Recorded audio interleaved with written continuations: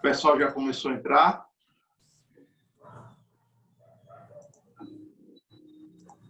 Boa tarde.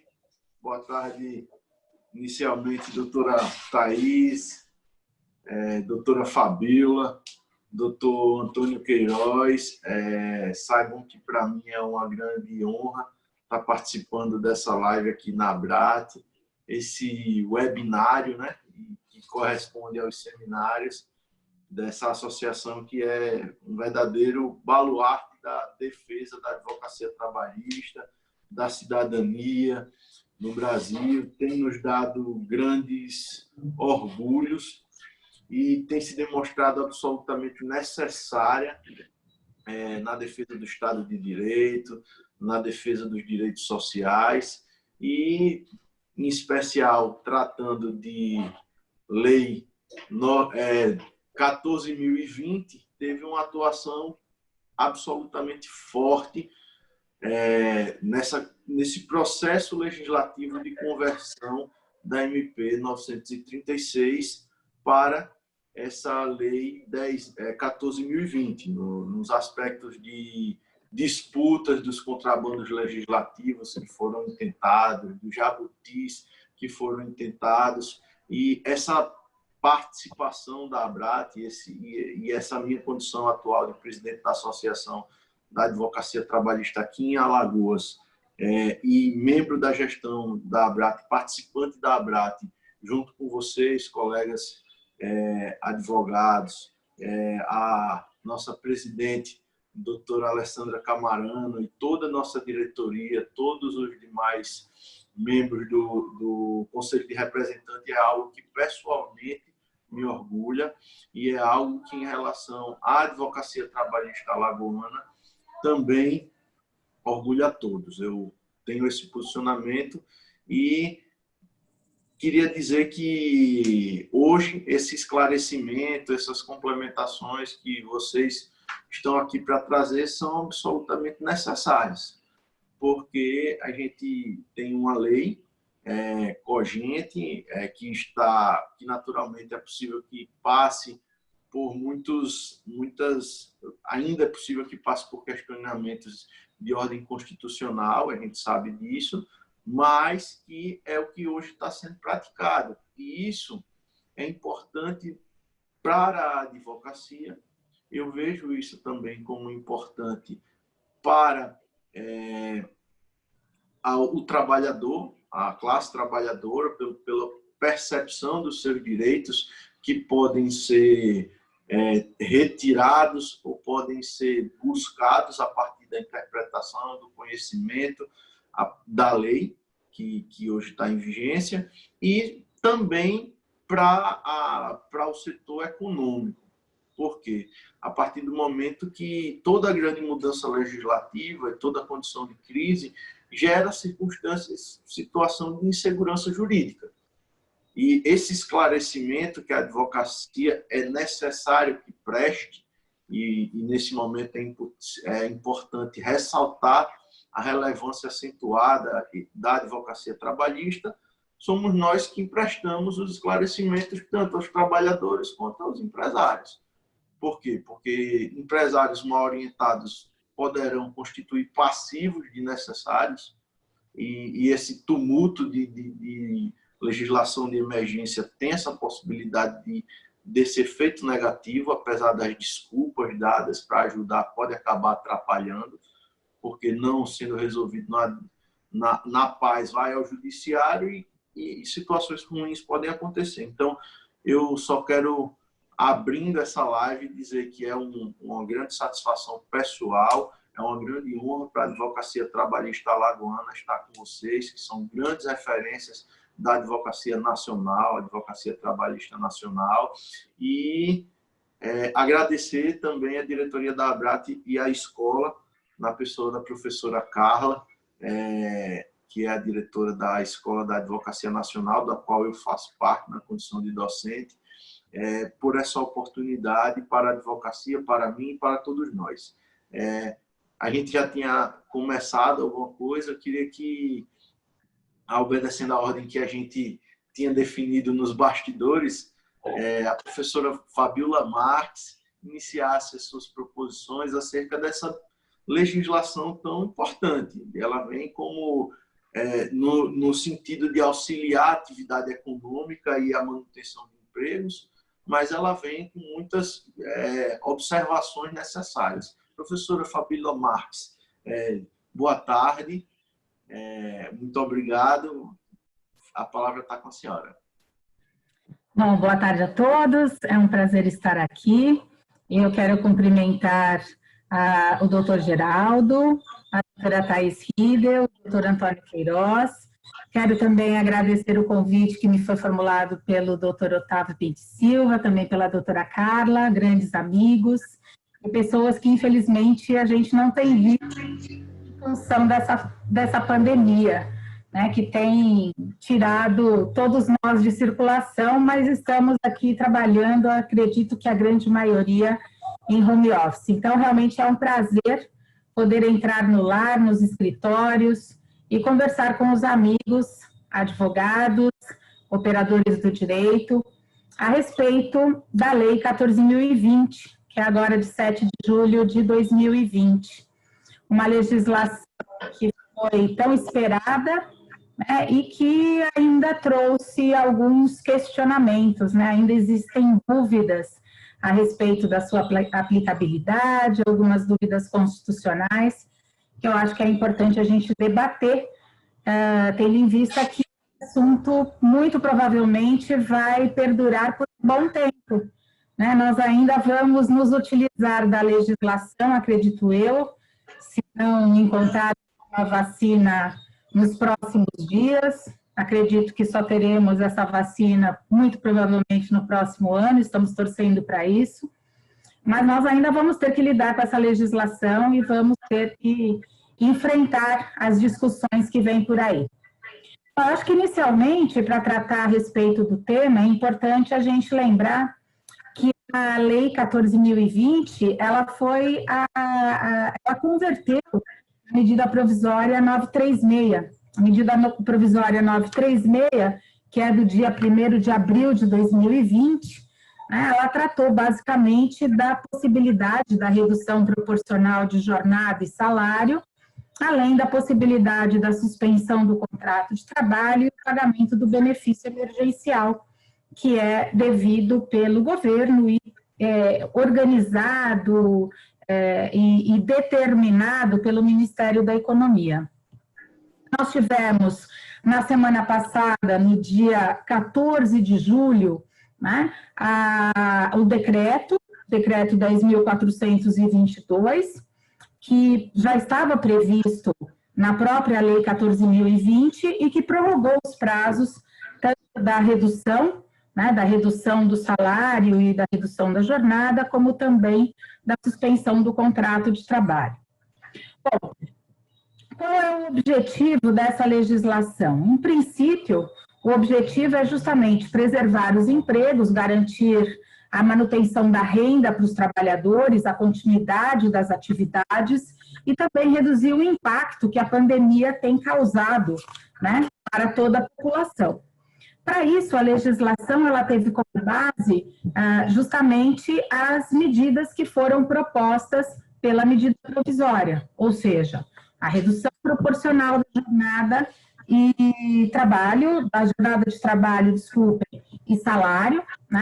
É uma redução que já estava prevista constitucionalmente, mas que agora, nesse período de pandemia, em determinadas situações, independe da presença do sindicato para que seja considerada válida, aliás, um assunto que nós também podemos debater, né? Se é possível essa redução proporcional da jornada e do salário, independentemente da participação do sindicato, já que a Constituição Federal ela é tão expressa nesse sentido, ao determinar a redutibilidade salarial e permitir apenas essa redução apenas com a participação do sindicato.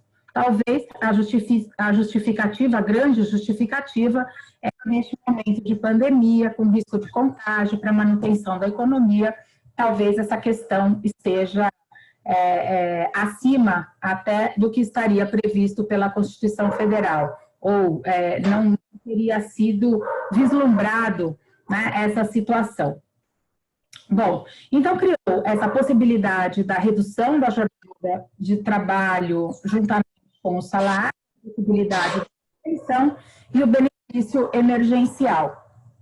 É importante a gente lembrar que essas regras não são aplicáveis para a União, para o Estado, para o município, para o Distrito Federal, para as empresas públicas, nem para as sociedades de economia mista. E, como eu falei, essa organização a respeito da redução, da suspensão do contrato e do próprio pagamento é feito pelo Ministério da Economia.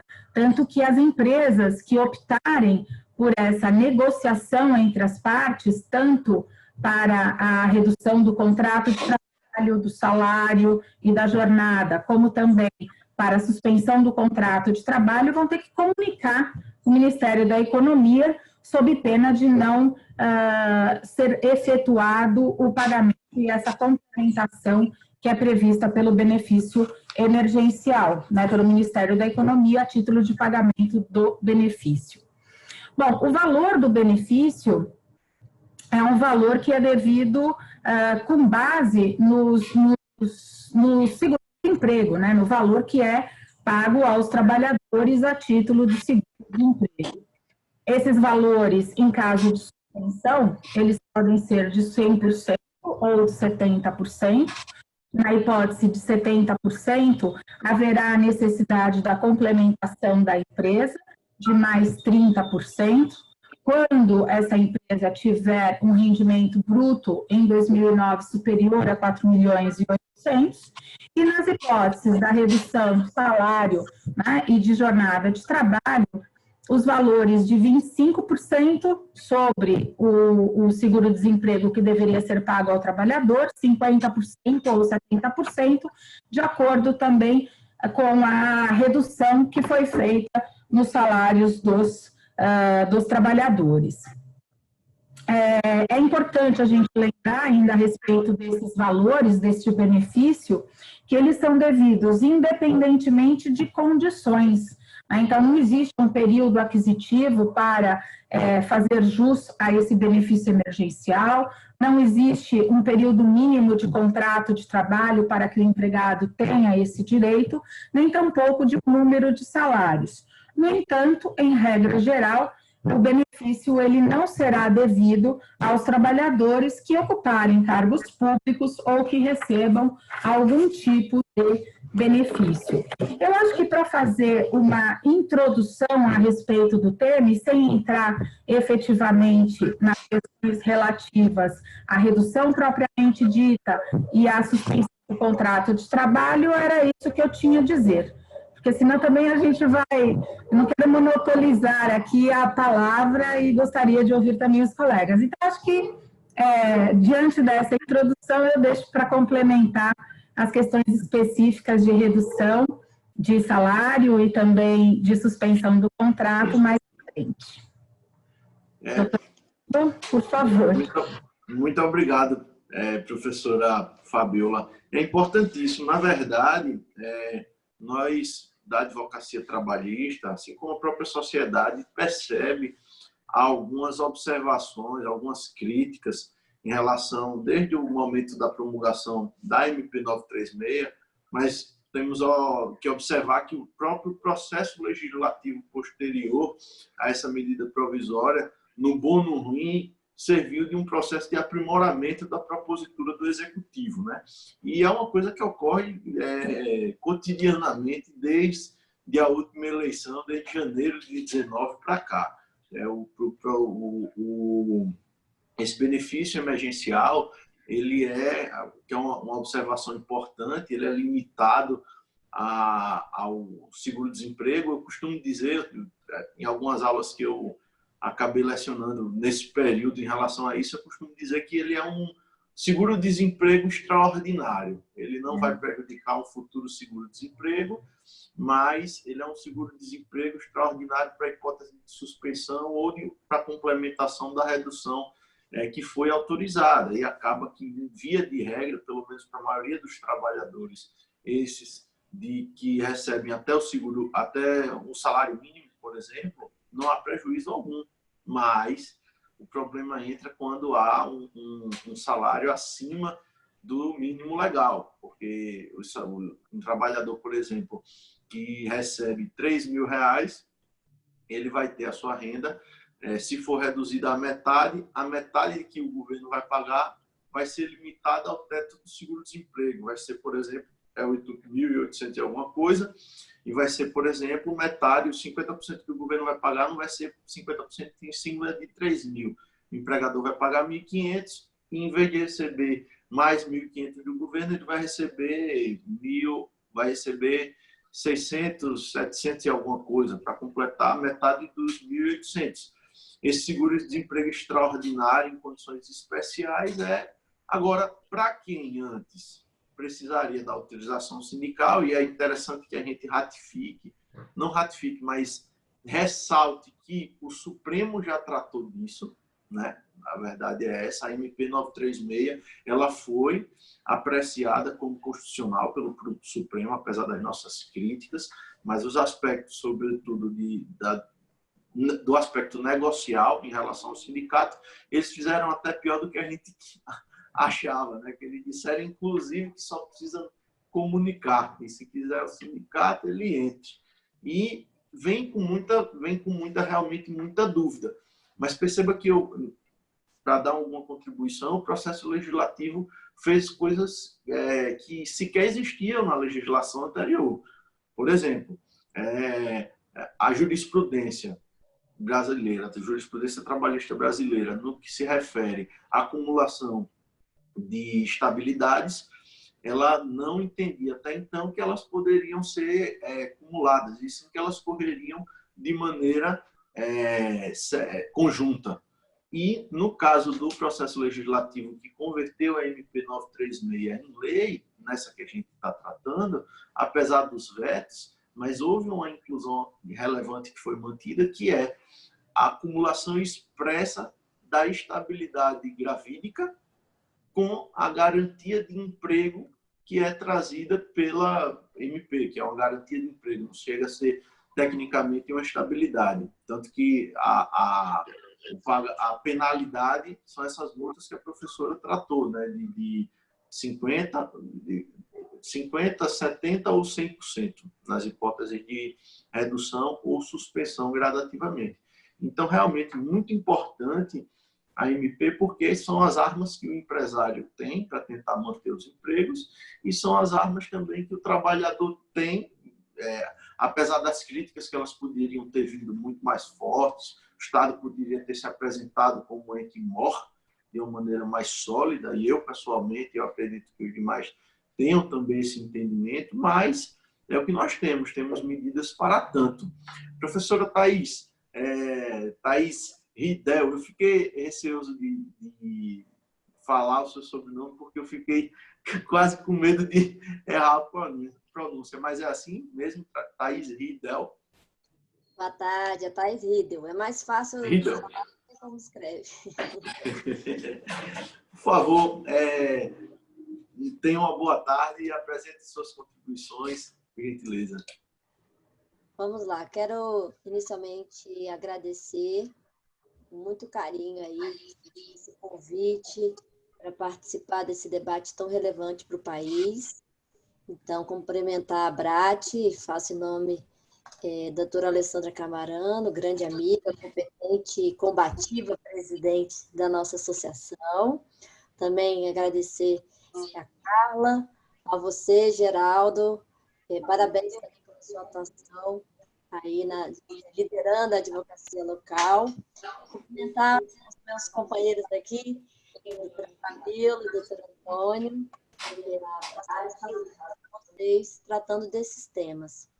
A doutora Fabíola já trouxe uma explanação muito bem feita, de uma introdução das principais mudanças. Eu vou pontuar aqui alguns aspectos que eu considero relevantes e vou dar uma ênfase no nosso combinado aqui, quem ia falar o quê, eu vou dar uma ênfase mais nessa parte dos reflexos previdenciários aí, dessa legislação.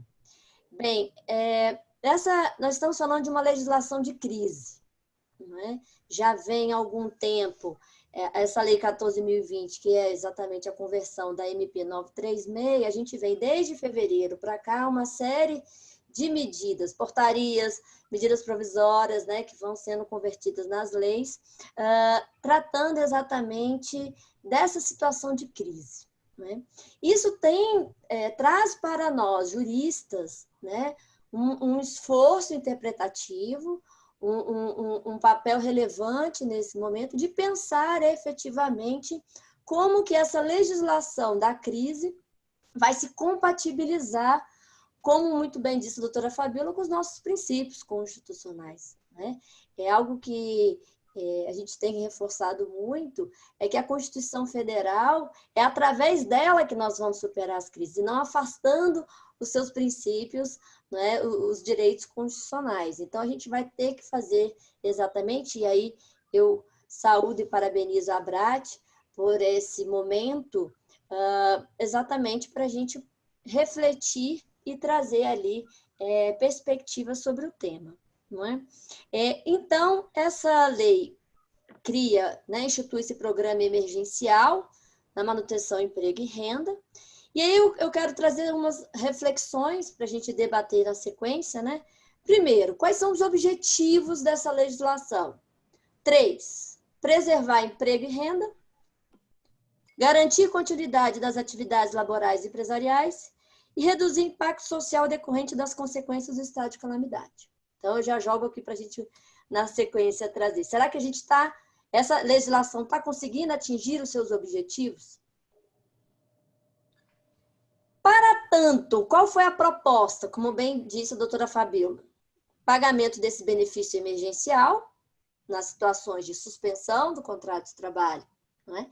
E também a possibilidade de redução de jornada e salário, não é? E aí a suspensão ou redução da jornada, e aí o Estado vem, através do seguro-desemprego, atendendo através de um benefício parte, né, ou totalmente essa remuneração. Então, a primeira questão é a gente entender até que ponto essas medidas elas são capazes de alcançar ali o objetivo da norma. Bem,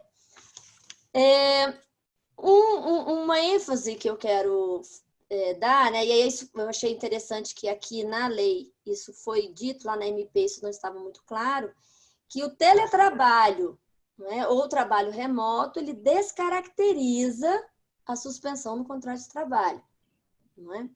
Bem, durante essa suspensão, eu gostaria de chamar a atenção aqui na minha fala, depois o doutor Antônio vai complementar, sobre esses reflexos.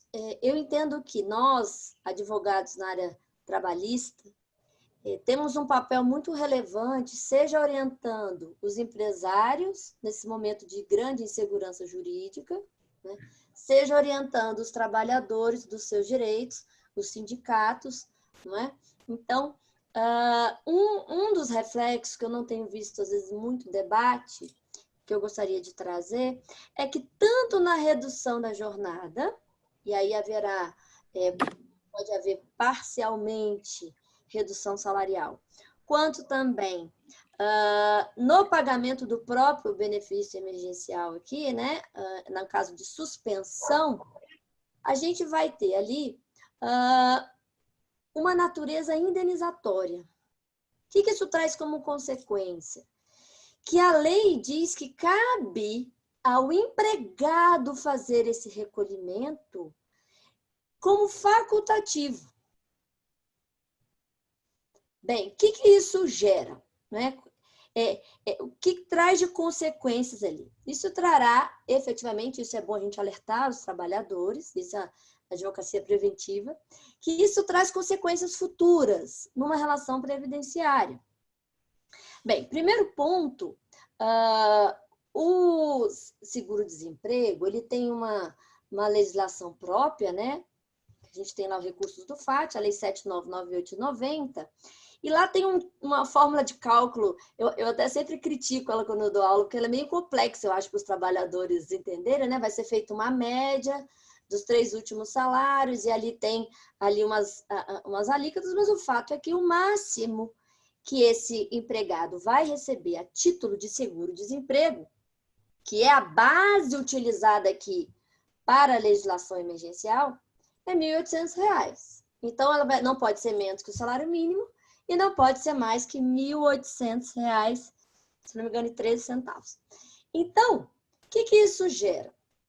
Lá na frente, na hora da minha aposentadoria, se eu jogo para o trabalhador a faculdade de recolhimento ou não disso, isso pode gerar lacunas previdenciárias e prejuízos, tanto prazo de carência, que é um requisito que lá na frente eu vou precisar, a depender do tipo de benefício,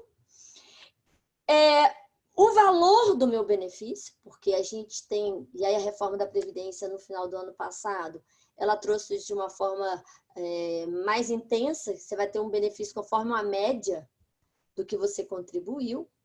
Então, a experiência que a gente tem é que, infelizmente, isso é um pouco do ser humano e mais reforçado no Brasil, nós não somos previdentes, não é? Então, a grande probabilidade é que não haja recolhimento aí, seja total ou parcial.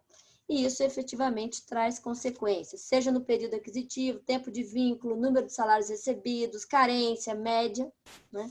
Então, esse é um ponto importante a gente identificar que isso tanto no valor recebido a título de suspensão, quanto também na diferença recebida em relação à redução parcial da jornada, como também na complementação que eventualmente o empregador tiver que fazer. Aqui a lei diz expressamente que tem natureza indenizatória.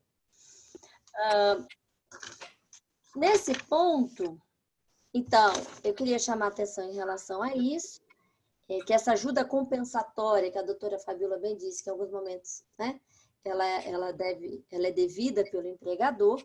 Então, por ter natureza indenizatória, não incide imposto de renda, contribuição previdenciária, nem FGTS.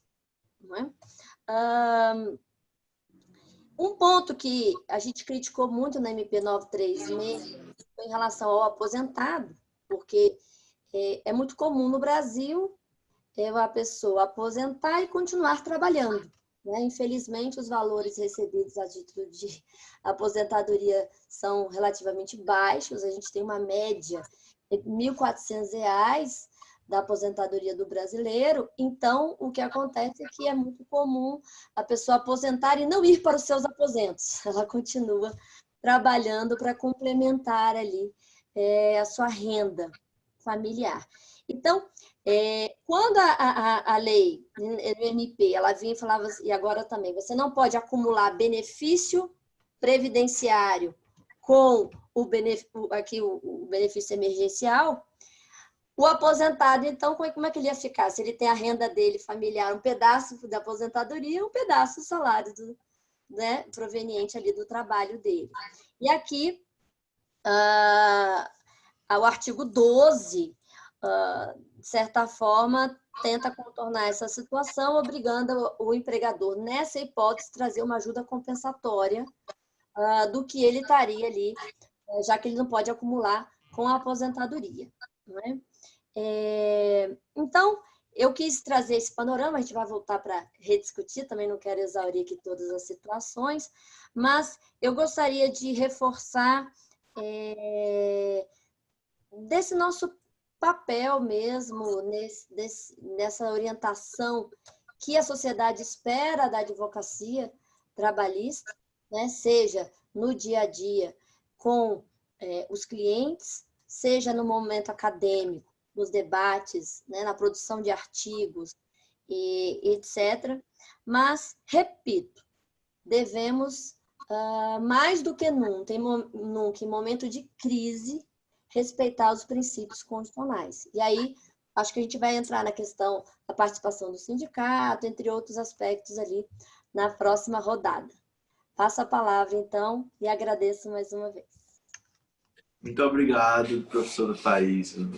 Verdadeiramente muito importante essas observações.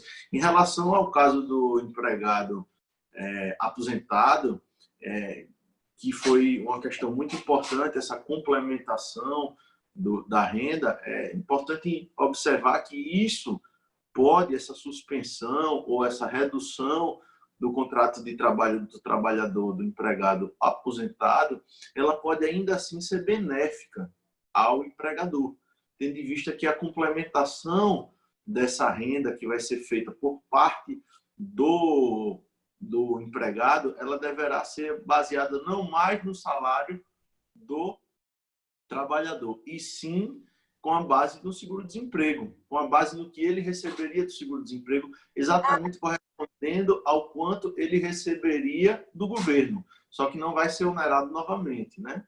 Um ponto que faltou eu falar aqui, só para fechar, viu, Antônio? Só para fechar essa parte das contribuições. Um outro ponto que eu observei na legislação da MP, e agora houve uma tentativa de contorno em relação a isso, que depois vai ter que questionar a constitucionalidade disso ou não, é que, dentre os diversos tipos de segurados da Previdência, né, eu tenho o seletista, o doméstico, o autônomo, o rural, né, são vários, e eu tenho o facultativo. O que é o facultativo?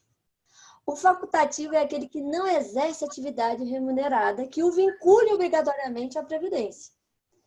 Então, olha os mecanismos que são criados aí na legislação da crise. O funcionário que é seletista, ele é segurado obrigatório. Ele é segurado obrigatório, há uma responsabilidade tributária do empregador fazer o recolhimento e repassar. Aí é como se abrisse um parênteses, sai daqui, você não é mais segurado obrigatório, agora você é facultativo, fique com o ônus do recolhimento e depois você volta. Aí, a alíquota do facultativo, regra geral é 20%. Tem a situação ali, dona de casa, tá, mas regra geral é 20%. E aí a lei ainda vem e fala, olha, tá bom, nesse período que você vai ser facultativo, ou seja, eu mudei seu status, eu vou deixar você recolher conforme as alíquotas novas, que são as alíquotas agora da reforma da Previdência, que vai entre 7,5% até 14%, a depender da faixa salarial. Então, todos esses aspectos, na hora que inova, muda o instituto, a gente tem... isso aconteceu muito na reforma da Previdência, na reforma trabalhista, você, às vezes, altera o instituto jurídico para tentar contornar uma situação. E isso pode ter seus efeitos, seus reflexos jurídicos ali bem, tanto na vida pessoal, né, na vida da pessoa, como também nos tribunais, etc. Com certeza, com certeza. Essa questão, na verdade, essa questão em especial da qualidade de segurado, é uma coisa que, mais uma vez, acaba atribuindo ao trabalhador uma oneração maior. Por exemplo, quando você traz a complementação, uma renda que vai ser paga, ela absolutamente de maneira indenizatória, e tudo isso que a partir de então é tratado de maneira indenizatória, se o segurado quiser pagar e continuar na condição de segurado, usar esse período como tempo de contribuição, ele vai ter que pagar de maneira individual e sozinho. Não há, então, a contribuição do empregador, do qual o governo, por conta própria, já deixou claro de que não haverá contribuição. Em muitos casos, ele já vai ter uma renda reduzida, é meio que tentar 805, né? A 805 foi um absurdo, né? Não, taxa é o seguro-desemprego. Não, ele está desempregado, mas nesse momento, se ele quiser contribuir sozinho, ele pode. Pelo amor de Deus, ele está desempregado, o seguro-desemprego automaticamente, de maneira objetiva, reduz, à exceção dos casos em que há o salário mínimo, se não sendo isso, já há uma redução do salário do empregado, em torno de 15%, às vezes 20% do salário, dependendo da renda, do salário daquele trabalhador, e se ele quiser contribuir, ele pode fazer de maneira autônoma, mas ele terá que fazer isso sem a contribuição do empregador, ainda que proporcional, porque se fosse uma contribuição proporcional, já reduziria, né? Mas não faz. Eu acho assim, se a gente for, no frigir dos ovos, observar que se essa redução, e eu às vezes sou criticado até por esse pensamento, mas é um pensamento pessoal mesmo, se nós fôssemos observar que essa redução, de acordo com a regra que já existia na CLT, que é uma redução de salário de jornada, apenas poderia ser realizada através da intervenção sindical e que dessa forma não haveria complementação nenhuma do governo, aí o que eu costumo dizer, é melhor do que nada. Percebe? É melhor do que nada. De alguma forma, algum incentivo. Agora, eu inclusive, aqui no jornal local, fiz uma crítica que o governo foi tímido, para não dizer covarde, em relação a essa chegada junto. Não corresponde à forma que ele chegou junto, por exemplo, das entidades bancárias. Para a gente que conhece o que está acontecendo no nosso país, é uma situação realmente muito grave mesmo. Bem, eu fiz algumas observações, mas de maneira alguma querendo adentrar. Excelente essas observações dos aspectos previdenciários. De fato, são questões que vão incidir na legislação trabalhista, nas relações de emprego, mas nas relações previdenciárias de maneira muito forte. Porque a gente sabe o quanto a reforma previdenciária projetou a um futuro uma aposentadoria que já não era de uma maneira tão favorável, ela vai ser projetada. A aposentadoria média do trabalhador foi projetada a partir da reforma previdenciária, levando em consideração que, em condições normais de temperatura e pressão, não haveria continuidade nas relações de emprego. E agora, quando voltarem, quando a economia voltar a girar, aí é que não haverá. Então, esses aspectos são muito importantes a serem discutidos, de verdade. Professor Antônio Queiroz, é um prazer estar falando com o senhor, é uma honra para mim estar participando dessa live, já disse, e eu queria ouvir a sua contribuição acerca dos aspectos trabalhistas, também dos aspectos previdenciários, caso entenda que deva adentrar, por gentileza. Bom, em primeiro lugar, eu quero abraçar a todos que participam aqui, conferencistas, aqueles que nos assistem, aqueles que nos assistirão depois, e dessa maneira agradecer em nome do Geraldo, em nome da nossa presidente Alessandra Camarano, em nome do presidente da escola, Otávio, nosso Tatá, pela oportunidade não só de participar desta live para falar sobre um tema que hoje é de enorme relevância, mas principalmente porque é o primeiro evento da ABRAT depois que nós perdemos a nossa querida Moema Batista. E aqui eu tenho a oportunidade de externar não só a minha comoção, mas também de lembrar e exaltar a memória da doutora Moema Batista. Então, eu agradeço muito a oportunidade e espero que de onde ela esteja, que ela nos preencha aí de inspiração para que a gente possa, se não trazer ideias a gosto de todos, pelo menos que a gente possa provocar os colegas que nos acompanham à reflexão. E eu acho que a doutora Thaís e a doutora Fabiola falaram bastante a respeito dos principais pontos que a antiga MP 936 e agora a lei toca, e entendendo também que nessa oportunidade não trata da gente fazer uma revisão do texto legal, eu acho que eu prefiro que concentrar a minha manifestação mesmo em algumas situações que a lei nos coloca adiante, que, ao meu ver, precisam ser melhor debatidas. Primeiro aspecto, vou pegar o gancho no que a Thaís falou, logo no início de sua fala, a respeito dos objetivos a que se destinava a MP 936 e a que se destina hoje a Lei 14.020. Porque, como bem foi ressaltado aqui por todos que me antecederam, a gente não fala só para empregado, a gente fala, sobretudo, para empresários, para advogados de empresas. Né? O nosso foco é plural, né? Ele não é míope.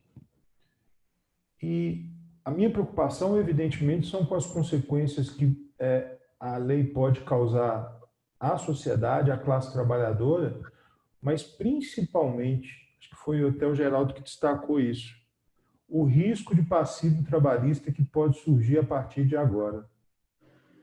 Porque, veja bem, não só a lei introduz uma série de aspectos formais, são muitos, né? Prazo, contrato escrito. Participei até outro dia de uma outra live aí direcionada para um público, né, de um sindicato, e falei, olha, gente, não dá mais para ficar baixando um modelinho de contrato pela internet. Você tem que ajustar os seus instrumentos à sua realidade. Então, toda essa exigência de formalização que a MP impõe, comunicação, eu ainda acresço outras duas situações que, por mais que possam parecer óbvias, eu acho que devem ter um olhar mais atento pelo juiz do trabalho, pelo auditor fiscal, pelo membro do Ministério Público do Trabalho, que se confrontarem a essa situação, como irão interpretar. E, obviamente, aos advogados que vão orientar os seus clientes a adotar tais medidas. Já a MP 936 consagrava o que eu entendia ser uma espécie de pacto entre Estado, mercado, iniciativa privada e trabalhadores. Um pacto onde, assim, pelo que, inclusive, segundo a própria, assim enxergou o próprio Supremo Tribunal Federal ao declarar, ao confirmar a constitucionalidade da MP 936 quanto aos acordos individuais, pacto esse que, ao que parece, traz concessões recíprocas e a se perdurar durante esse tempo de imprevisão, durante esse cenário excepcional. Daí, então, pegando o gancho nos objetivos que a Thaís bem disse antes, entendo que a empresa, antes mesmo de optar por qualquer uma das medidas que traz a Lei 14.020, ela tem que fazer uma análise se a adoção daquelas medidas é possível. Afinal de contas, se ao adotar aquelas medidas, tem-se em vista os objetivos que trata a lei. Porque, veja bem, o que quero dizer aqui em linhas gerais é que não pode-se admitir a utilização destas normas excepcionais com o único objetivo de reduzir custo operacional ou de se buscar vantagem numa época como essa, em que a solidariedade me parece ser um dos valores a ser exaltados, até mesmo, observado aí as restrições e as opiniões diversas, a essa MP e posteriormente a lei. Solidariedade social, né, que é aquela imposta pelo Estado, que, ainda que prejudicada com a desoneração fiscal, para mim nem se trata disso, mas é a verdadeira renúncia de contribuição previdenciária, solidariedade social que tem que justificar a adoção destas medidas excepcionais. Então, para ser mais objetivo, se a empresa, em razão das circunstâncias que esse período traz, não tem a necessidade de adotar as medidas excepcionais, seja porque a sua atividade, vamos imaginar, uma farmácia, ou uma empresa do ramo farmacêutico, ou empresa do ramo alimentício, ou, enfim, qualquer uma empresa cuja atividade, não só a atividade ainda permanece a funcionar, mas a demanda aumentou consideravelmente, uma empresa dessa não pode ser permitido que uma empresa dessa faça uso destes mecanismos, destas medidas introduzidas pela Lei 14.020. E falo isso porque, se a norma é excepcional, a aplicação também tem que se dirigir por conta disso. Então, o empregador ele tem que ter isso em mente. Eu não vou me apropriar destas medidas, né, excepcionais para me valer exclusivamente com o objetivo de oferir maior renda, maior lucratividade nos meus negócios. Então, acho que esse é o primeiro ponto.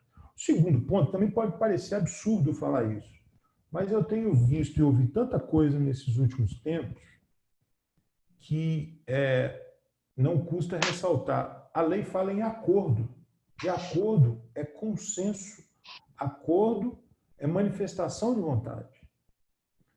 Já ouvi relatos, inclusive de trabalhadores, que estão sendo compelidos a assinar os acordos. Obviamente,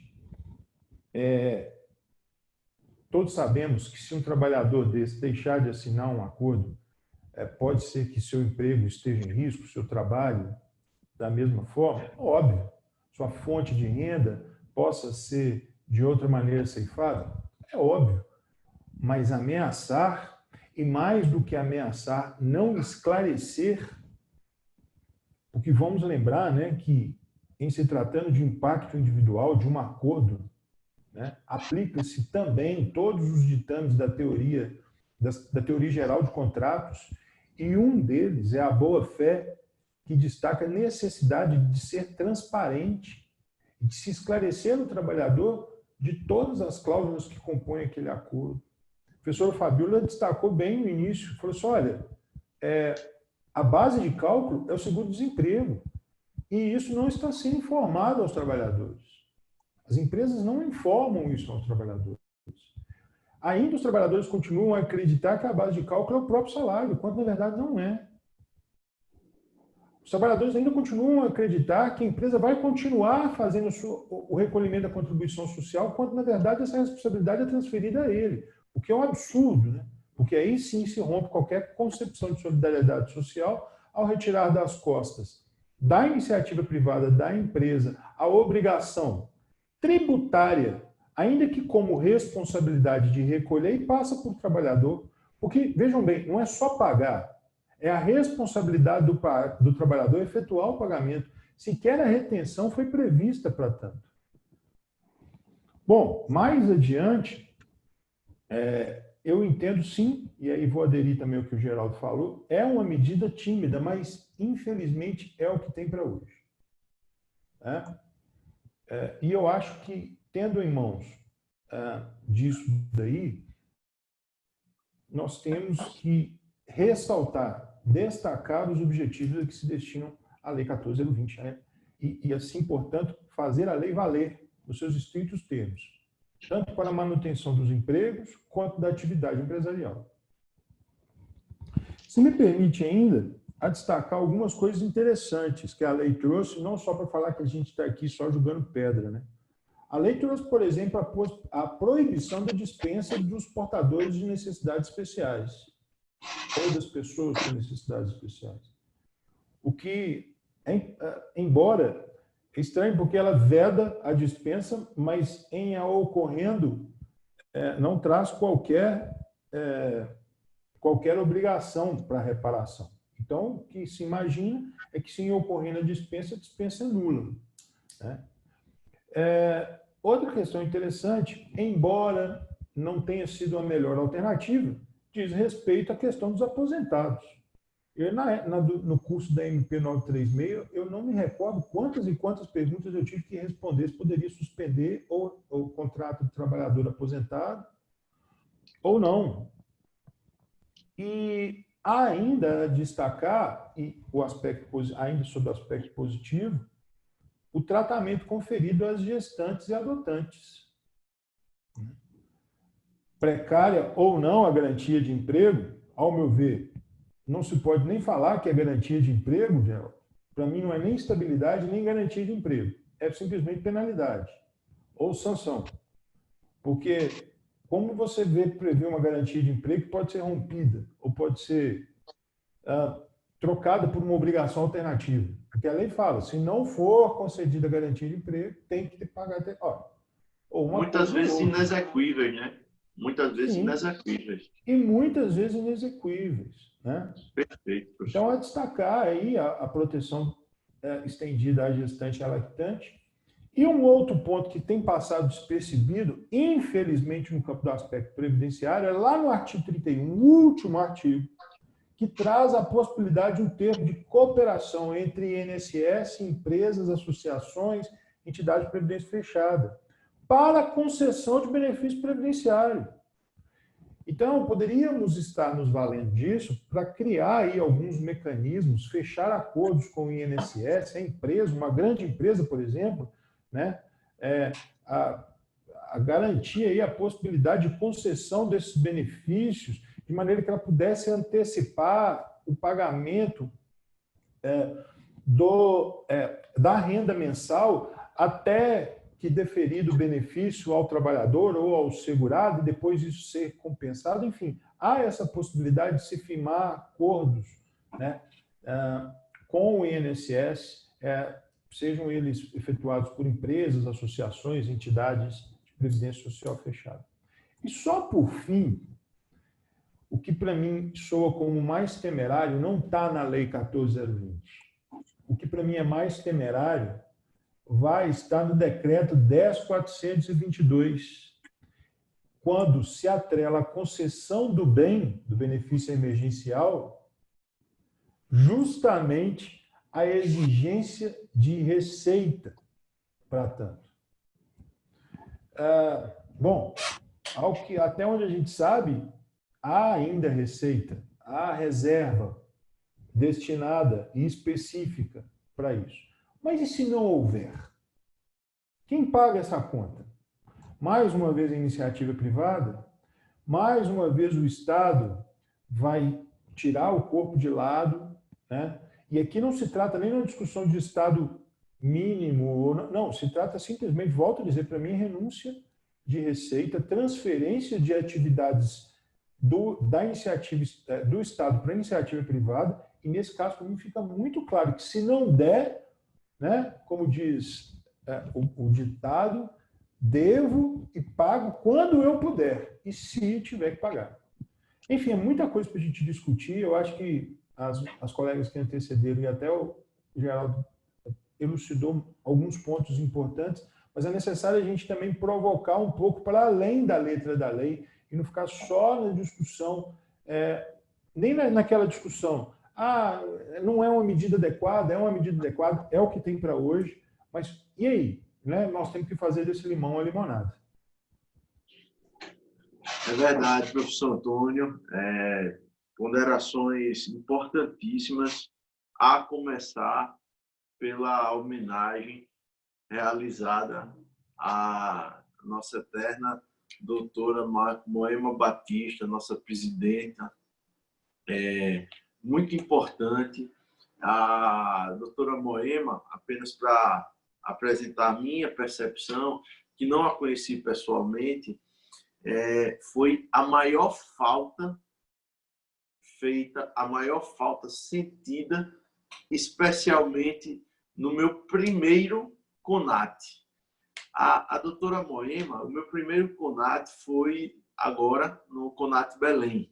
Eu acho que foi a última experiência, das últimas experiências presenciais que eu tive, foi certamente a mais prazerosa, mais engrandecedora, técnica, profissional, política, pessoalmente falando. Eu acho que foi a experiência mais engrandecedora que eu tive enquanto advogado trabalhista. Eu voltei muito mais advogado trabalhista. Eu fui com 27 anos de idade, presidente da associação, eu acho que o mais novo, a associação tem 36 anos. Eu com 27 fui. E chegando lá, eu senti muito, porque a doutora Moema, ela foi uma falta todos faziam questão de ressaltar. E é o tipo de coisa que certos bem-quereres não se constroem de maneira forçada. Não se constrói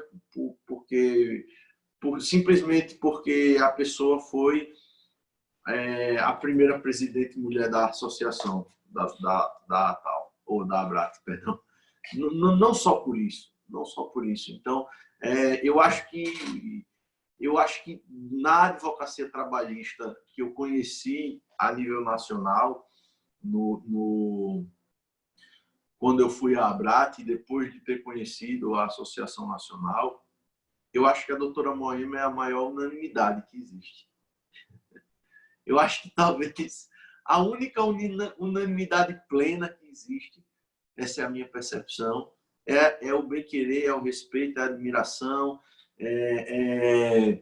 a consciência pela necessidade da doutora Moema Batista, que eu não conheci pessoalmente, não conheci na luta, não adianta dizer que conheci, não conheci na luta, mas o bem-querer eu não percebi apenas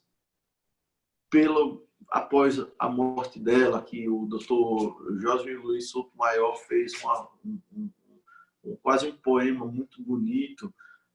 O doutor Moro, Luiz Carlos Moro, fez uma crônica interessantíssima, muito bonita, uma homenagem assim maravilhosa, e as pessoas falaram todas, mas assim não foi daquele momento que eu percebi o quanto ela era querida. Pelo contrário, até num momento delicado, o CONAT ele tinha o CONAT é muito fervoroso, e a doutora Moema era uma unanimidade que foi apresentada a mim pela ausência dela. Então, ressaltar essa homenagem, dizer que a advocacia trabalhista alagoana sentiu demais todos os advogados e advogadas trabalhistas de Alagoas que a conheciam, sentiram, prestaram suas homenagens. O Tribunal aqui, Regional do Trabalho, sentiu, encaminhou, me pediu pessoalmente que eu conseguisse o contato da família para que pudessem apresentar as homenagens póstumas à partida da doutora Moema.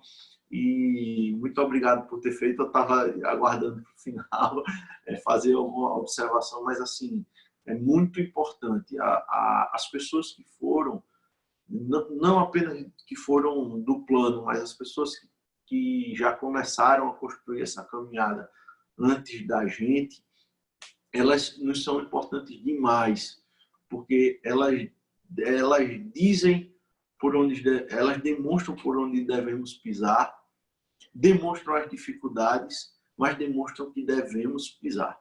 Então, para mim, que hoje é 21, dia 26 agora eu faço 6 anos, 26 eu faço 6 anos de advocacia. E para mim, que sou verdadeiramente um privilegiado. E a doutora Moema é alguém que mostrou esse caminho, talvez para vocês, e vocês para mim, e a gente tem uma construção muito grande ainda a continuar. Fica a nossa homenagem, e eu acho que a melhor forma de homenagear a doutora Moema é tratar do que estamos tratando, de legalidade, de constitucionalidade trabalhista, previdenciária, porque isso não se tratam de direitos soltos, não se tratam de direitos propostos e efetivados porque são bonitinhos, porque devem cumprir um manual de normatização jurídica. Não apenas, é porque eles oferecem, eles viabilizam um exercício mínimo de cidadania. Eles possibilitam uma condição de mínimo patamar civilizatório. E é por isso que é importante que a gente discuta todas essas questões. E realmente eu fico muito feliz pela forma que isso está sendo proposto. Mas, assim, eu tenho a missão de continuar e eu vou devolver, no momento, a palavra à doutora Fabíola, seguindo essas rodadas que a gente propôs, que a gente conversou, agradecendo todos e todas até aqui. Doutora Fabíola, acrescente as suas observações, por gentileza. Lógico. Bom, eu quero fazer coro também com o doutor Antônio, com o doutor Geraldo.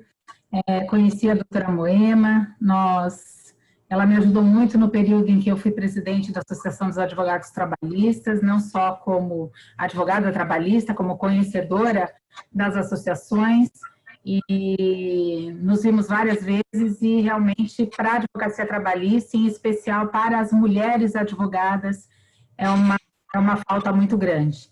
A doutora Moema, ela representava a força da mulher, eu acho, na área jurídico-trabalhista, né? Com uma mulher corajosa, advogada, que ama a profissão e que faz tudo para que o direito vença, a justiça seja entregue de forma correta.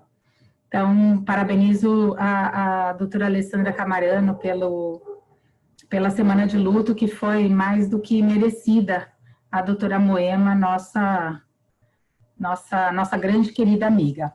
Bom, eu vou voltar então a tratar do assunto. Eu acho que nós já estouramos bastante o tempo, a gente achou que ia falar 10 minutos, 10 minutos, 5 minutos, 5 minutos, mas acho que não vai dar tanto tempo assim. Mas eu queria continuar tratando um pouquinho a respeito da redução proporcional, né, e também da suspensão, e lembrar, até como o doutor Antônio já tratou, a respeito do decreto 10.422, né, que saiu agora no dia 13 de julho, aliás, um decreto também que foi muito esperado, né, empregadores e empregados já estavam preocupados diante do prazo, né, que foi previsto pela legislação. Então, a legislação, inicialmente, a 14.020, ela previu a possibilidade, né, da redução proporcional da jornada e do trabalho durante o período de calamidade pública, por até 90 dias, prorrogáveis por um prazo determinado em ato do Poder Executivo.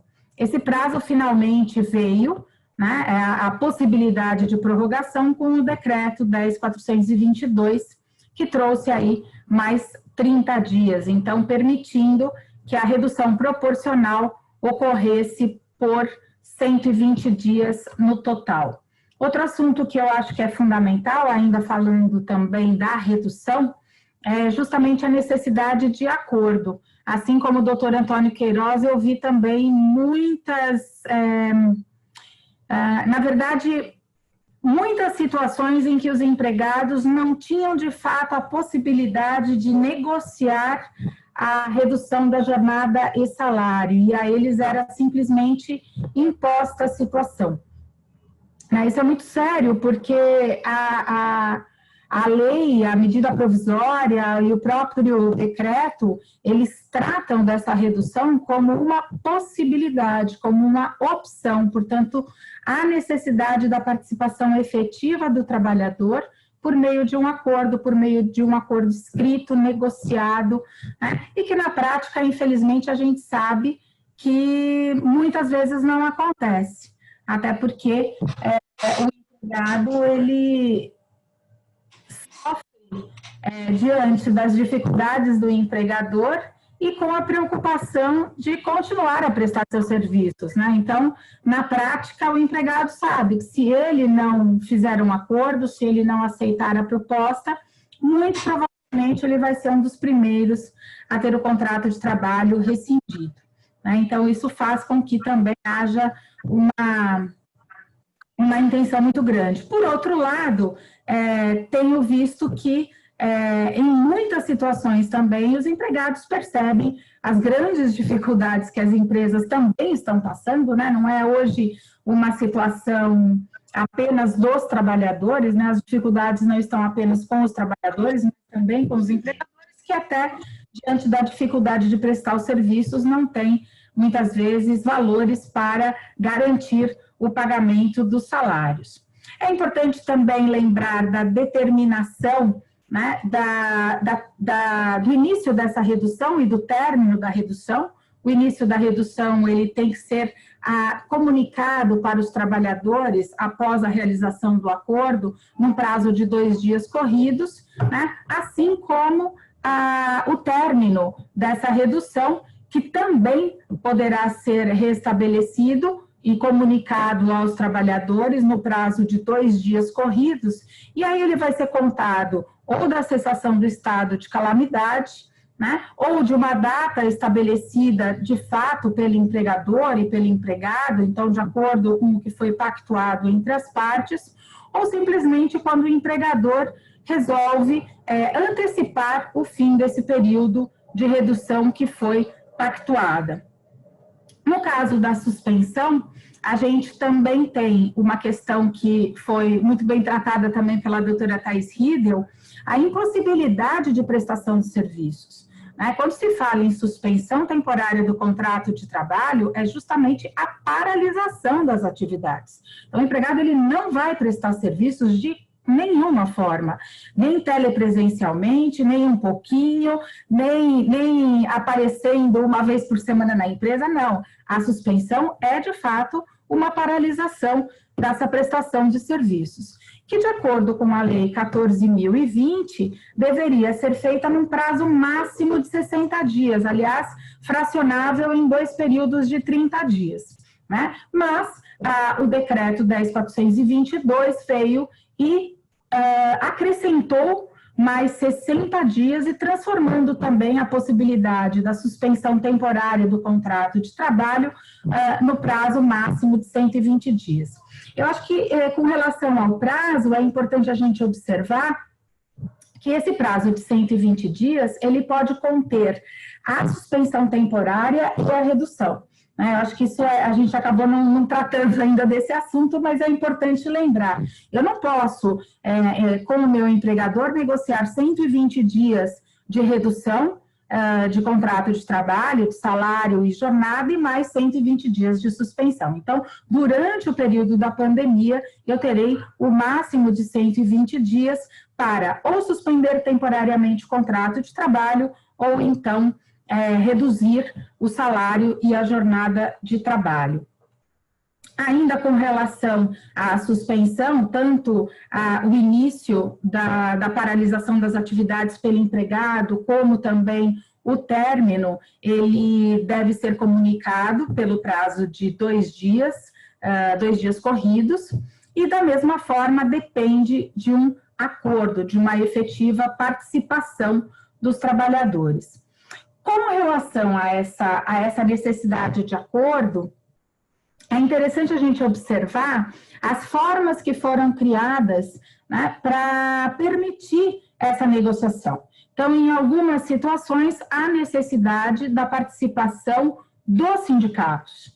E em algumas poucas, é possível que o próprio trabalhador faça essa negociação diretamente com os empregados. Então, eventualmente, essa negociação pode acontecer diretamente com o empregado. No caso dessa negociação, ser feita por convenção coletiva ou por acordo coletivo, essa é a regra, né? Mas, excepcionalmente, a gente tem a possibilidade de negociar diretamente com os trabalhadores, primeiro, quando a gente tiver a redução, no caso da redução do benefício emergencial, na verdade, com o pagamento, na redução de 25%, sem o pagamento do benefício emergencial, ou mesmo na redução da jornada, mas que não afete o pagamento de salário, né? E aí o salário continua tendo um valor efetivo, que não afete, ou que afete muito pouco esse valor, essa negociação pode ser feita individualmente. Também, de acordo com o salário do empregado, né? Então, a ideia era permitir que aqueles empregados das empresas mais atingidas não tivessem a necessidade de exigir a participação efetiva do sindicato. E aí nós temos, de acordo com os salários dos empregados, os empregados que ganham até R$ 2.000, até R$ 2.090, quando a empresa tiver uma receita bruta superior a 4.800.000, ou os empregados com salário menor de 3.135, vejam que os salários, eles são calculados aí, mais uma vez, com base, que a Thaís com certeza aí vai nos explicar melhor, com base nesses tetos estabelecidos pela Previdência, mas aí, se a empresa tiver uma renda bruta igual ou inferior a 4.800.000, há a possibilidade de um acordo individual. Então, vejam, são os empregados com salários mais baixos, quando a empresa teve uma renda bruta, uma receita bruta relativamente alta, né, superior a 4.800.000, ou empregados com salários também baixos, menores que 3.135, quando a empresa não teve uma receita bruta superior ou quase de 5 milhões. E ainda a possibilidade dessa negociação direta também com os chamados empregados hipersuficientes, ou, na minha opinião, eu prefiro autossuficientes, né? Porque eles não estão a mais, eles não estão além de suficientes, mas sim eles têm, em tese, pelo menos de acordo com o que a legislação permite, a possibilidade de negociar e ter conhecimento efetivo do que eles estão fazendo, tendo em vista que devem ter um diploma de nível superior e também o recebimento de 2 vezes o limite máximo dos benefícios do regime da Previdência Social, que dá em torno aí de R$ 12.200. Também gostaria de falar, ainda aqui rapidamente, a respeito do decreto. Eu quero só pegar o decreto aqui, até para ler, eu tenho aqui em algum lugar aqui. O decreto, também o doutor Antônio falou a respeito disso, me deixou muito preocupada essa situação prevista no artigo 7º do decreto 10.422. O artigo 7º, o doutor Antônio já fez menção a esse assunto, estabeleceu que a concessão e o pagamento do benefício emergencial de emprego e renda e do benefício emergencial de que tratam, respectivamente, artigo 5º e 18 da Lei 14.020, eles dependerão, ou seja, ficam condicionados às disponibilidades orçamentárias. Quer dizer, isso é um total absurdo. Por que é um total absurdo? Porque as partes, sindicato, empresa, empregados, estão negociando de boa fé, né, seja a redução do contrato de trabalho, né, com jornada e salário, seja a própria suspensão do contrato de trabalho, mas com uma garantia para que o trabalhador tenha as condições mínimas, né, de sobreviver. Como é que pode o governo, lá na frente, após a realização de um acordo feito pelas partes, dizer, olha, mas é o seguinte, apesar de vocês terem feito o acordo, apesar de vocês terem negociado, apesar da lei garantir esse pagamento de 25%, 50% ou 70%, sinto muito, mas eu não tenho condições de pagar. Quer dizer, não, é um absurdo, na minha opinião, fere frontalmente a Constituição Federal, e a gente pode chamar aí vários princípios, dentre o princípio da dignidade, do mínimo existencial, da reserva do possível e da própria boa-fé. Eu simplesmente não posso realizar uma contratação e permitir a realização de um contrato entre as partes, né, que altera a prestação de serviços em condições menos vantajosas ao trabalhador e simplesmente lá na frente dizer, olha, mas, pois é, a situação está difícil e o Ministério da Economia não tem dinheiro para pagar. Quer dizer, na minha opinião, isso viola qualquer... o princípio básico da Constituição Federal, né, de igualdade, de proteção, de dignidade, enfim. É algo que não pode ser aceito também pela sociedade. Então, acho que, para complementar um pouco o meu raciocínio, tratando agora um pouquinho a respeito da redução e também da suspensão do contrato de trabalho, acho que era isso. Obrigada novamente e volta a palavra ao doutor Geraldo.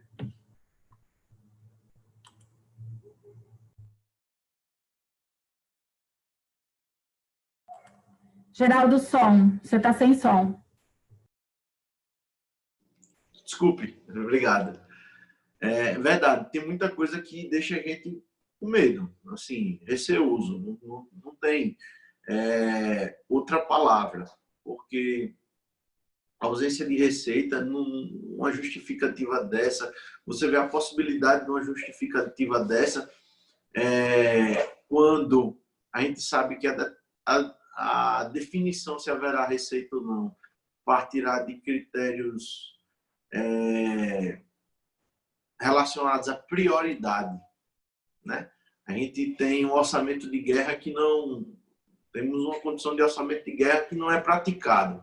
O orçamento aprovado para, por exemplo, a gente está tratando de uma legislação emergencial, uma legislação trabalhista de emergência, e o orçamento para tratar do Covid, que foi destinado ao Ministério da Saúde, sequer foi executado. Sequer está perto de ser executado na sua integralidade, nos limites que foram estabelecidos. Então, a subjetividade nos assusta. Então, a prioridade que o governo dará para eventual desculpa nesse sentido realmente é algo preocupante. Agora, é algo que a gente sabe que vai caber à advocacia, à trabalhista, à previdenciária, tratar disso, buscar as medidas, não quer pagar porque a lei previa isso, vai discutir constitucionalidade, tudo isso vai ter que ser discutido e a gente tem que estar preparado, a gente está sendo mais demandado do que nunca.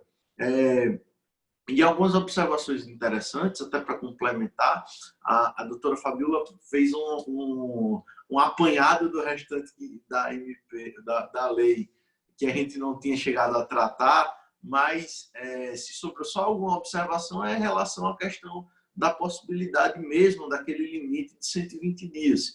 Isso precisa ficar muito claro. Precisa ficar muito claro. Aquele limite de 120 dias para prorrogação contando de todos os contratos, os acordos que foram realizados desde a MP, desde a vigência da MP. Eu acho que é o artigo 5º da lei que deixa isso muito claro. A única coisa que traz de interessante é a possibilidade dessa nova suspensão ser realizada de maneira contínua ou fracionada. E o trabalhador e o empregador deverão observar que esse fracionamento, ele deve, se for o caso de ser fracionado, seja feito no mínimo de 10 dias. Na verdade, porque você não pode fazer... É possível que, nesse caso, o empregador observe. Melhorou? Olha só, 10 dias. Não melhorou? Não adianta, faz de novo. Mais 10 dias. Foi autorizada a atividade no município, no estado. Então, essa suspensão, e isso pela lei, achei curioso que isso foi uma determinação exclusivamente autorizada pela suspensão, a redução não teve essa delimitação. Então, pelo menos foi a observação que eu tive. Mas, assim, a gente realmente ainda está num ambiente de insegurança. A gente realmente ainda está num ambiente de insegurança. O judiciário, eu acho que a coisa mais importante que vai acontecer vai ser a jurisprudência pós-pandemia. Vai ter um marco, né? Vai ter a jurisprudência pré-pandemia, a jurisprudência trabalhista pré-pandemia e a jurisprudência trabalhista pós-pandemia. E não adianta, a área mais afetada, a área jurídica mais afetada pela pandemia do coronavírus vai ser a área do direito do trabalho, não vai ser nem a área do direito previdenciário, não vai ser a do direito do trabalho. Eu só vou assim, pela avançada hora, pelo que estabeleceram para a gente, vou pedir que a gente dê essa última rodada com um pouco mais de brevidade, até porque as elucidações e as observações, a aula que foi até aqui dada pelos senhores e senhoras, é algo engrandecedor a qualquer um que acha que já sabia do assunto. E assim eu passo a palavra para a doutora Thaís, por gentileza, professora. Vou já fazer minha conclusão. já que todos falaram, não poderia deixar de trazer minhas homenagens também à doutora Moema, um exemplo de mulher, de jurista, que sempre nos inspirou e continuará nos inspirando. Então, todas as nossas homenagens. Para concluir, acho que a doutora Fabiola falou bem que nossa função como juristas e advogados, especialmente, nesse momento de crise, se torna mais do que nunca extremamente relevante, porque nós, eu estava dizendo, mais segurança, sempre estivemos em ambiente de insegurança jurídica, né? Acho que um dos grandes problemas do Brasil, e isso impacta tanto na área econômica, investimentos internacionais e tudo, é que nós não temos segurança jurídica, né? E no momento de pandemia, no momento de crise, tais questões muito provavelmente acabam sendo ressaltadas num cenário que já vinha numa diretriz aí complexa. De qualquer forma, algo que é importante que nós advogados tenhamos assim de forma muito atenta é a importância de se observar as formalidades aí dessa legislação, né? Porque tem consequências na questão de prazos, de formalidades, quando é acordo individual, quando pode ser individual, quando pode ser coletivo, quando o empregador tem que fazer a complementação, né? Então, traz para nós essa responsabilidade na orientação, seja para o empregador e seja também para o empregado, já em todos aqueles aspectos previdenciários que eu já falei. Inclusive, vão surgir situações complexas, um ponto que eu cheguei a refletir. Se a gente observar bem, da MP para a lei, teve alteração das faixas, né? Então, a doutora Fabiola agora trouxe as faixas, né? Até tantos reais pode ser contrato direto escrito, individual. Tais faixas tem que ser acordo coletivo, né? Houve uma alteração, antes a faixa era 3.135, agora baixou para 2.090, então altera essa faixa, e aí aquele contrato que já estava, eu estava me baseando da MP, e agora entra uma outra lei com outra faixa, como é que fica? Prorroga, eu tenho que fazer outro? Então, são situações assim que geram dúvidas, não é? A própria dispensa sem justa causa das pessoas que têm estabilidade temporária por conta da suspensão do contrato ou da redução de jornada, também tem suas consequências, em termos na própria lei traz ali, né, multas e etc. E quero trazer essa reflexão comum com os colegas da preocupação sobre a disponibilidade orçamentária, e voltando exatamente no ponto da segurança jurídica, o que acontece? Essa pandemia, mais do que nunca, veio mostrar como que a atuação do Estado ela é fundamental no momento de risco, né? Na sociedade moderna, nós temos ali a pluralidade de situações de risco, e nós estávamos vindo numa diretriz de redução do papel do Estado, o Estado mínimo. Vem uma pandemia e fala, agora o Estado tem que entrar, né? Então, veio na contramão de um movimento que a gente via da reforma trabalhista, a tentativa que veio na previdenciária de capitalização, etc. E mostra, no momento da crise, eu preciso de um Estado que dê essa segurança jurídica, que tenha condições financeiras de atravessar o momento de turbulência, não é? E garantindo às empresas e aos empregados um mínimo ali de condições. Isso o mundo inteiro enfrentou. Só o que a gente tem que identificar aqui é que, se eu, como Estado, digo que o prazo limite ali agora prorrogou para 120 dias, eu tenho que ter a previsão orçamentária disso. Eu não posso garantir um prazo e depois falar, não, aquele prazo que eu te garanti, eu não tenho recurso.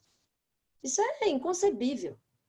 Então, é a responsabilidade. A partir do momento que eu escrevi, isso foi aprovado, que pode ser nesse prazo, eu tenho que arcar esse prazo. Isso aí viola tudo que a gente conhece do mínimo de segurança jurídica, todos os princípios, e isonomia com os trabalhadores, etc. Né? Todos os princípios condicionais.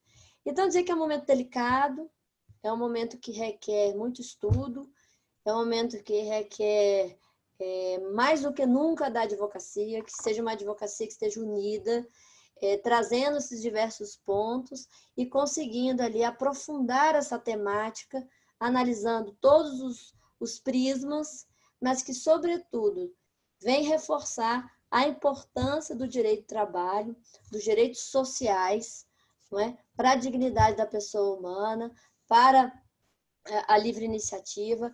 Então, todo esse momento, eu acredito que, por pior que seja, eles nos trazem ali reflexões importantes.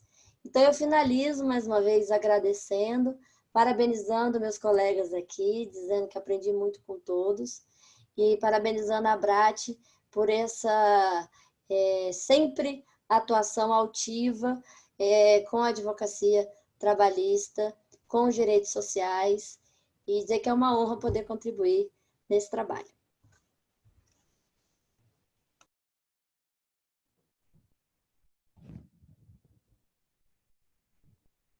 Geraldo, você está sem som. Geraldo. Eu preciso adquirir mais traquejo com isso. Bem, uma coisa só que eu observei e deixei de falar. A lei ela cria até algumas desigualdades em relação a alguns empregados. Muito curioso, né? O empregado, se ele for de uma empresa grande, ele vai ter uma empresa que tem um faturamento anual em 2019 acima de 4.800.000. Aquelas que são consideradas de médio porte, ele vai ter um abalo de renda menor do que o empregado da pequena empresa, porque a empresa acaba criando uma quebra de isonomia, porque ele paga 30% sobre o salário do empregador, sobre o salário dele, não sobre a base de seguro-desemprego.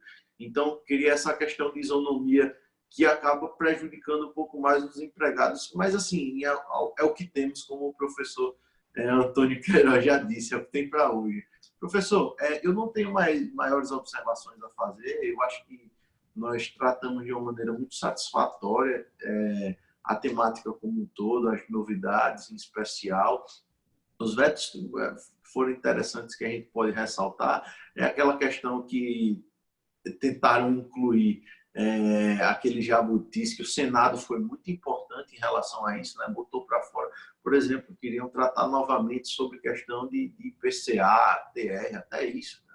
Que foi uma coisa que decaiu junto com a MP 805 e não colou, e também aquela questão da desoneração tributária da folha, que foi isso. Eu acho que um dos ápices de vetos trazidos pelo Congresso, desculpe, pela presidência, pelo presidente Bolsonaro. Mas, assim, eu não tenho mais observações a fazer, queria apenas que o professor Antônio fizesse as observações que entende ainda como pertinentes, agradecendo demais a todos que participaram aqui. Eu vou deixar para concluir, então. Professor Antônio, por gentileza. Bom, sendo certo que é o que tem para hoje, é isso aí, né? O que tem para janta, e também, aproveitando o que a Thaís disse, que esse cenário de insegurança jurídica não foi posto pela pandemia, ele já vem de algum tempo, sobretudo depois da reforma trabalhista, e aqui fazendo um parênteses, me parece que alguns vícios, até mesmo gramaticais e técnicos da reforma trabalhista, ou do texto da reforma trabalhista, acompanharam o texto da edição dessas MPs, dessas normas, porque definitivamente, principalmente o texto das MPs e das portarias, não foi feito por um jurista, certamente foi feito por um outro profissional que tem até conhecimento de direito, mas por um jurista ou um juiz trabalhista não foi.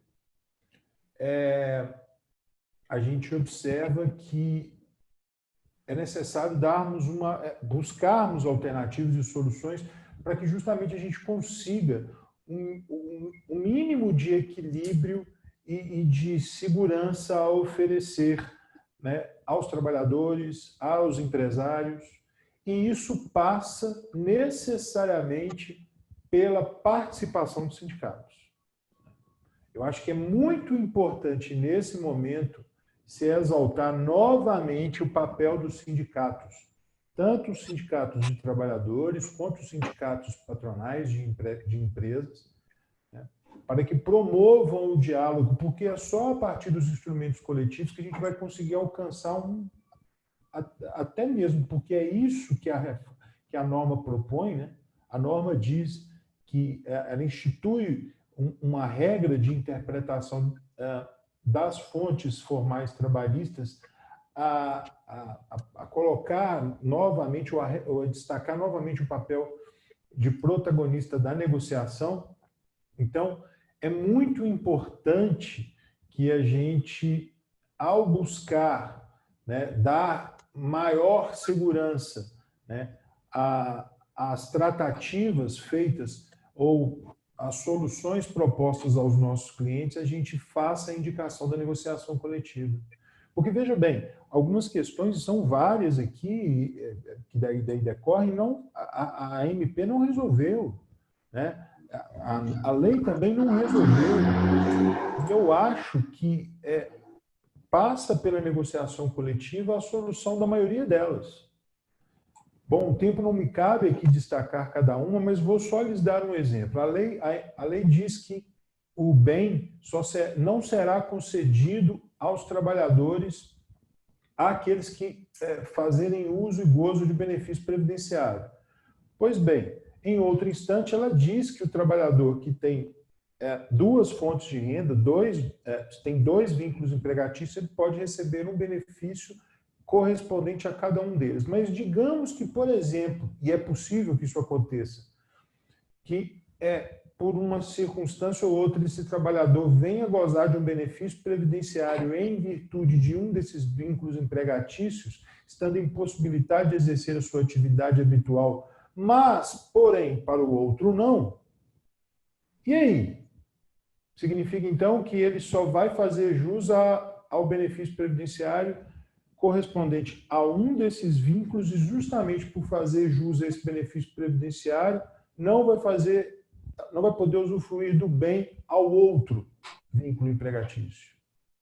Então, são algumas questões, né? A questão da possibilidade de suspensão ou da redução proporcional de salário e jornada setorial. Mas e aí, se eu estabeleço condições diferentes para trabalhador de um mesmo setor? Ou se no mesmo setor eu suspendo o contrato de trabalho de alguns e autorizo a redução de salário e jornada de outros? Isso tudo e outras coisas mais, a ajuda compensatória, a manutenção das condições contratuais, pode ser resolvido por uma negociação coletiva. A negociação coletiva é essa, que pode ocorrer, inclusive, por meios eletrônicos. A própria lei autorizou isso. No âmbito previdenciário, o meu maior temor ainda diz respeito à renúncia de receita previdenciária, que fica muito claro ao ver aí, né, sobretudo ao atacar não só a base de cálculo do salário de contribuição, mas também ao transferir a responsabilidade, a exigibilidade da contribuição para o empregado. E, por fim, né, como também nós temos que terminar aqui também com notícias positivas, para mim andou bem, pelo menos a Lei 14.020, ao ressaltar, obviamente deixar isso muito claro, porque não sei vocês, mas eu também escutei bastante isso durante a vigência da MP, se as normas regulamentadoras ou as normas de SST teriam sua vigência suspensa, que na verdade não, né? Se propagou aí mais uma fake news a respeito disso, e a lei deixa muito claro, as normas de saúde e segurança do trabalho estão vigentes, inclusive estavam no curso da MP.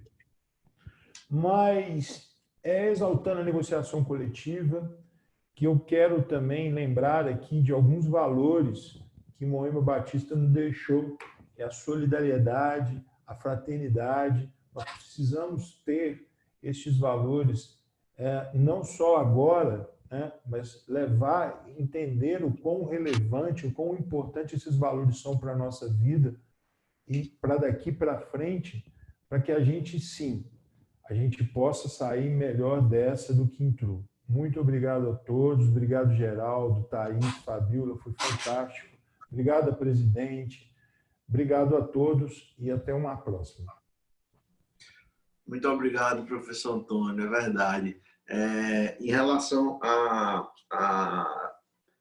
redação final da MP, da lei, ele trouxe realmente esse alívio com algumas observações que ela fez. Para além dessa definição que o professor falou, ela também definiu a questão da não aplicação expressa do fato do príncipe, que eu acho que assim é um grande serviço à comunidade. Mas eu acho que eu só fazer um reparo. Eu tinha até anotado isso aqui, mas eu sabia que isso dá uma polêmica danada.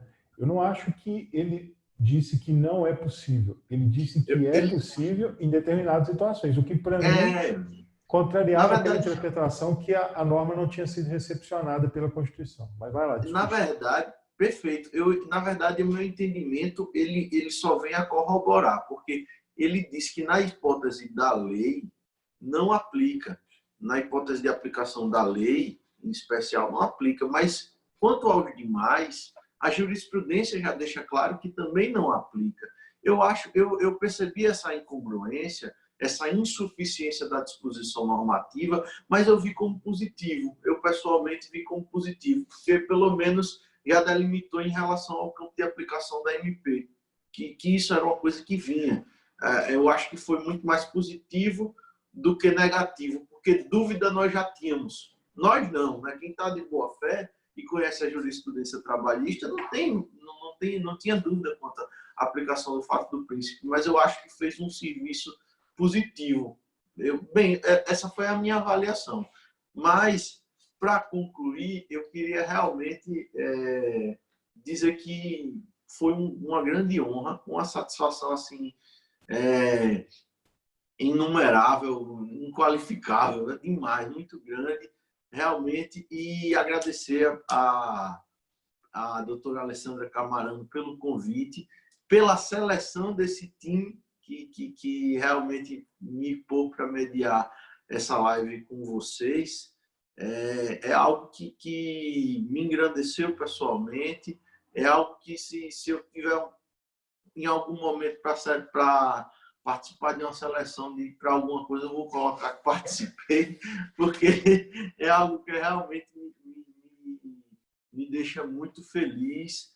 E, mais uma vez, sobre tudo isso, me deixa mais seguro, um pouquinho mais seguro, um calço a mais nessa caminhada difícil da advocacia trabalhista, da luta pelos direitos sociais. E eu queria agradecer a vocês, agradecer à doutora Alessandra Camarano, agradecer ao nosso presidente da Escola da Advocacia Trabalhista da ABRAT, doutor Otávio Pinto, agradecer à doutora Carla, que me convidou também, e todas as pessoas que participaram da live, que acompanharam. Eu vi que teve um monte de gente. A gente, como eu estava um pouco entretido aqui, eu não estava bem entretido, a responsabilidade é grande, é a primeira vez que eu participo, me desculpe qualquer ausência, mas assim, apenas dizer que eu acho que todo mundo que participou disso, especialmente eu, enquanto mediador, e as pessoas que ouviram essas contribuições, saíram muito engrandecidas. Muito obrigado, pessoal. Avante a advocacia trabalhista, avante a ABRAT, avante em relação a todas as associações. Um abraço, eu acho que dá para a gente concluir.